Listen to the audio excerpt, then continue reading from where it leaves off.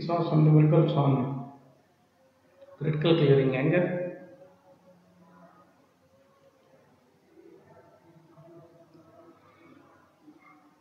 The first problem on the critical clearing angle, an AC generator is delivering 50% of maximum power to infinite bus.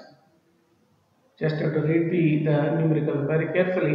An AC generator is delivering 50% of maximum power to infinite bus. Due to sudden short circuit, the reactance between the generator and infinite bus increases to 500% of the value before the fault. The maximum power that can be delivered after the clearance of the fault is 75% of the original value. Calculate the critical clearing angle to maintain stability of the resistor. For this problem, just you have to list out what is the power delivered before the fault, the during the fault, and after clearing the fault. That is the first step. Then you have to find out what is the delta naught before the fault, at what particular load angle the generator is operating. Then what is the maximum swing of the angle delta, that is the delta M. Then you can substitute in the cos delta C.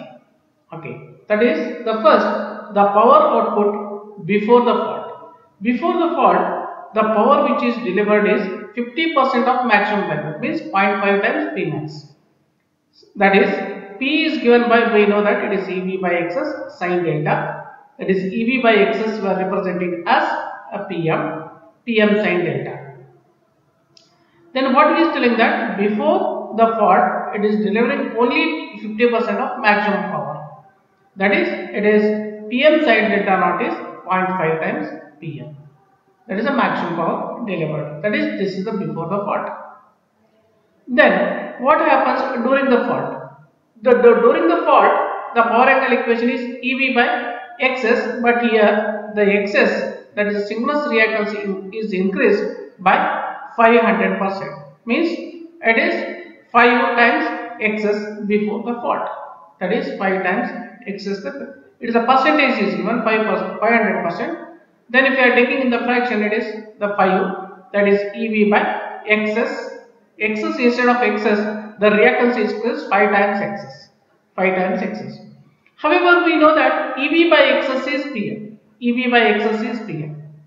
Therefore, I am putting this as a PM here. That is EV by XS. Then 1 by 5 is 0.2. Therefore, my power angle equation during the fault is 0.2 times PM sin delta. This is nothing but my R1. 0.2 is nothing but my R1. Then,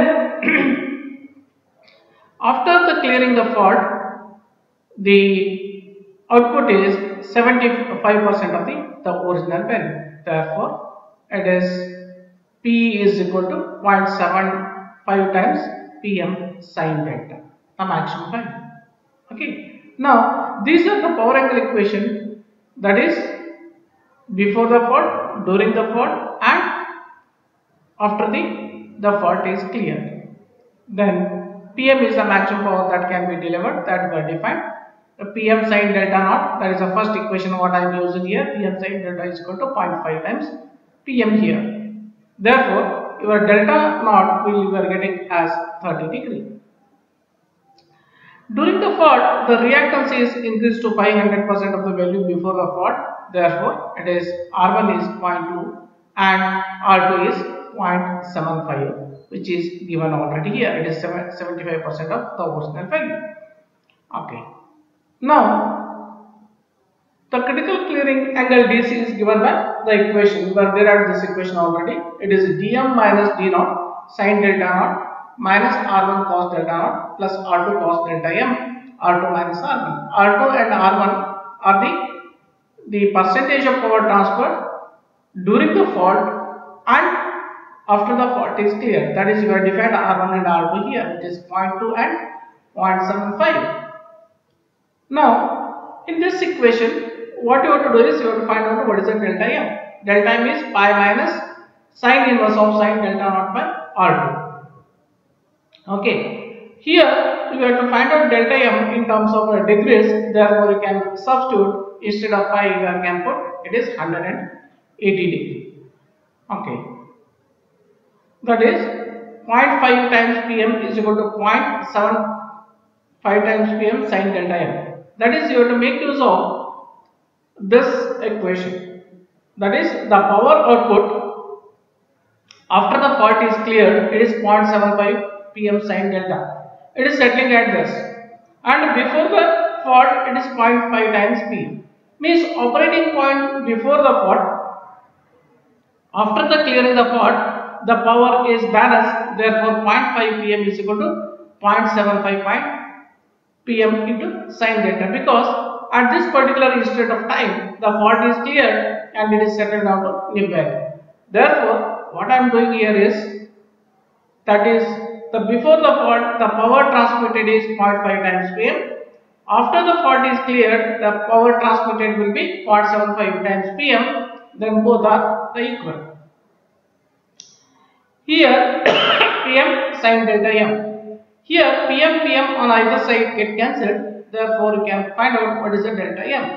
Delta m, what we are getting is 41.8 degree, or it is 180 minus 41.8 degree. That is 138.2 degrees. That is, it is quite evident here. Then you have to convert this delta m into a radius. That is, to convert into radius, it is pi by 180 into angle in the degree. So that 138.2 degrees is nothing but 2.418 radians. Just you have to look into here. This is at B, it is operating finally when it is cleared the fault. That is, the power at this point is same as the power at point A. That is why I am equating these two. That is one point. That is corresponding to this B is my delta m. Now, substituting these values in the above expression, you have to substitute the or whatever the value you are calculating. One thing you have to remember here, when if you are substituting for delta m and delta naught, it should be in the radians. Okay, then you can put the sin delta naught in the degrees, delta naught in degrees, delta m in degrees. Your mode should be in degrees, or you can convert it to this as a radians and make use of the cos function. That mode should be in the radians if you are putting radians here. But however, whether here delta naught and delta m, if you are putting either radian or a degree, however, here delta m minus delta naught should be in terms of radians. That you can substitute delta m and delta naught in terms of radians. Whereas sin delta naught, where delta naught you can put a radian or a degree, it does not matter, because that particular mode you are keeping and you are calculating what is the sin delta naught. But irrespective of delta naught should be degree or radians here and here. But this values delta m minus delta naught, you have to take it in terms of radians only. Therefore, if you are substituting that, then what you are getting is, you can take the cos inverse of this, then you are getting it is 67.44 degree. This is a critical clearing angle we are getting for a given numerical. This is how we have to solve the numerical. We will take one more numerical. Here an AC generator is operating at 50 Hz, delivers 1 power to infinite bus through a network in which resistance may be neglected. A fault occurs which reduces the maximum power transfer to 0.4 pu, whereas before the fault this power was 1.8 per unit, and after the clearance of the fault it is 1.3 per unit. By the use of equal area criterion, determine the critical clearing. You have to read the problem very carefully. An AC generator is operating at 50 Hz, delivers 1 per unit. The output of the generator which is feeding to the infinite bus is 1 per unit before the fault. When the fault occurs which reduces the maximum power transfer, you can look into this statement. The maximum power transmitted will be reduced to 0.4 per unit during the fault. Whereas before the fault, this power was 1.8 per unit. That is the maximum power. And after the clearance of the fault, it is 1.3 per unit. That is, these are the maximum values during the fault, before the fault, and after the fault. These are the maximum values. Therefore, I will write here, that is the output is P0 is 1 per unit, PM is 1.8 per unit before the fault, that is given. Whereas the before the fault, this power, that is the maximum power, is 1.8 per unit.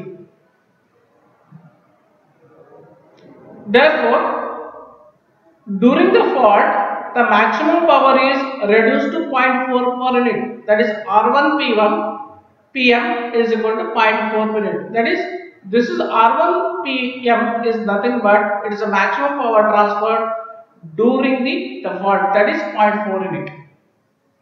Here I am getting this R1 PM into 0.4 because I want to calculate what is the R1 here. Therefore, R1 is equal to 0.4 divided by PM is 1.8. Therefore, it is 0.222.